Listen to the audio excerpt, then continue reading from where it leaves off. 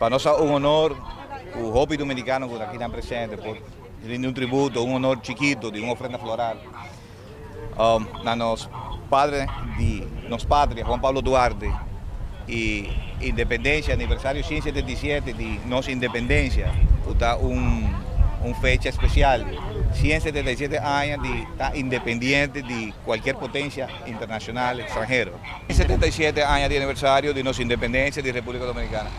Mané periodista Romero acaba de pisar, efectivamente, nosotros tenemos un año largo haciendo un evento aquí en Hobby Protocolo, pero año aquí en Dorti razona que escapa por de nos voluntad, nos toma en consideración ciertas cosas que a nos ha Kiko por suceder con frontera con Venezuela de momento aquí. Ese está un ejemplo, ese está un día razona, para lo cual a nosotros como consulado a decidir, van a hacer un acto protocolar, pero respetando la situación mundial que tiene Guaquiná. Nos acaba de salir de un día 23 de febrero, donde la tensión de la vacina basa alto y ainda está alto con los vecinos Venezuela. Aruba está gordo afectar directamente en la situación aquí en nuestra nación con comunicación marítima más cercana con Venezuela. Nos ha gordo afectar así tanto que a Guaquiná no tiene ningún producto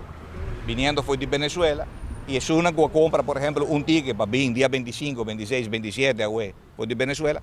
y su placa o perdí, tengo que ir sin línea aérea. Nos ha respetado, nos ha decidido ir focus en otro aspecto, el aspecto comercial de momento aquí a mejorar servicios en algunos teams de consulado para comunidad dominicana en Aruba y servicios que están dentro de función en cuestión de una semana o 2 semanas, que ya pronto por lo vai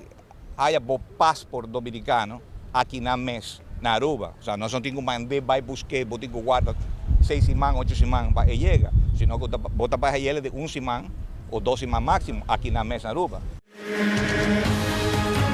Essa aqui tá é Arubiano, o website